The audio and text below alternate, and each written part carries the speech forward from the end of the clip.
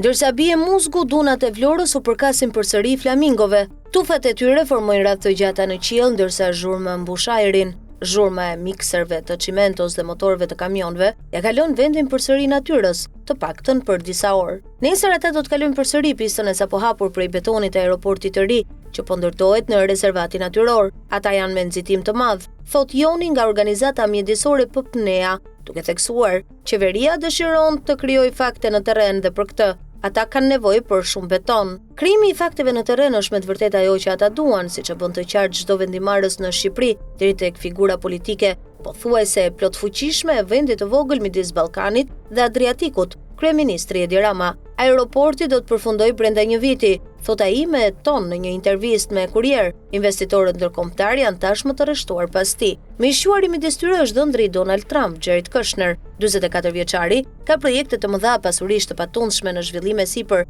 në të gjithë Ballkanin. Një nga më të mëdhat që po ndërtohet pranë Vlorës, në jug të Shqipërisë. Kushner ka zbuluar një shtrirje bregdetare prej 15 kilometrash këtu, duke përfshirë një ishull që dikur përdorej nga udhëheqësit ushtarak të regjimit stalinist. Aty ku sot alternohen dunat, shqiritat e pyjeve dhe shkëmbit, 10.000 njësi banimi janë planifikuar për të ardhmen e afërt. Hotele, apartamente dhe e gjithë kjo, siç tha shkurt Kushner, është ndërtim betoni në Shqipëri, por zona është shumë e brisht për t'i bërë ballë sulmit, theksojnë ambientalistët shqiptar. Ky peizazh bregdetar u formoi jo vetëm nga deti, por edhe nga lumi Vjosa. Ai derdhet në det këtu, duke krijuar deltën e fundit të paprekur në Europë. Është shtëpia jo vetëm e rreth 7.000 flamingove, por edhe e qindra llojeve të tjera të zogjve të rrezikuar. Pavarësisht kësaj, politikanët hapën me lehtësi rrugën për Kushner dhe donatorët e tjerë të kombit. Një reformë gjithëpërfshirëse e ligjeve mjedisore ishte praktikisht e përshtatur për ta. Nuk i shmanget absurditeteve, siç është lejimi i ndërtimit objekteve turistike në rezervat natyrore,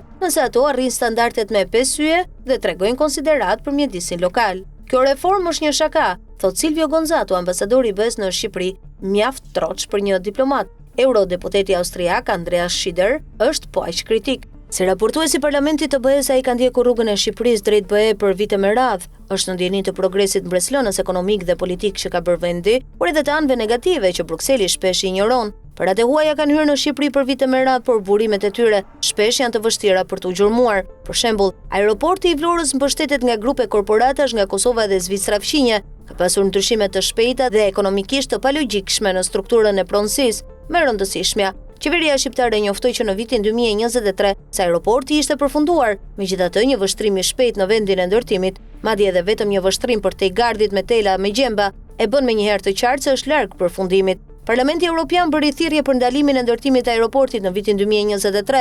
Raportet e fundit të BE-s për vendet kandidate që pritet të publikohen këtë javë, problemet me mbrojtjen e mjedisit theksohen hapur. Qeveria në Tiranë po nënvlerëson plotësisht rëndësinë e çështjeve mjedisore për antarësimin në BE, thot parlamentari Schieder. Edhe më e drejtë për drejtë është opozita shqiptare. Deputetja Jorida Tabaku, që për vite me radhë është marrë me marrëdhëniet Shqipëri-BE, e thot qartë. Qeveria bën prezantime të bukura e të mirëkuruara, por që s'kan asnjë lidhje me realitetin e vend. Sipas saj, Bashkimi Evropian duhet të shikojë më nga afër dhe jo vetëm të shënojë me V çdo kapitull të negociatave, por në Bruksel ata duan vetëm të shohin një histori suksesi, ankohet ambientalisti Joni, i cili vetë udhtoi në Belgjik për t'u përshkruar shkatrimin e afërt të rezervatit natyror në Vlorë përfaqësuesve të BE-s, por ata po punojnë me shpejtësi të plotë në kantierin e ndërtimit për të ndaluar projektin ose të paktën për ta ridizenjuar atë, shkruan Kurier. Nevojiten fjalë shumë të qarta nga Komisioni i BE-s, i cili po zhvillon negociatat e pranimit. Schieder shpreson që Shqipëria të mos dëmtojë veten në garën e saj drejt BE-s, sepse zhvillimi i peizazheve bregdetare të pastra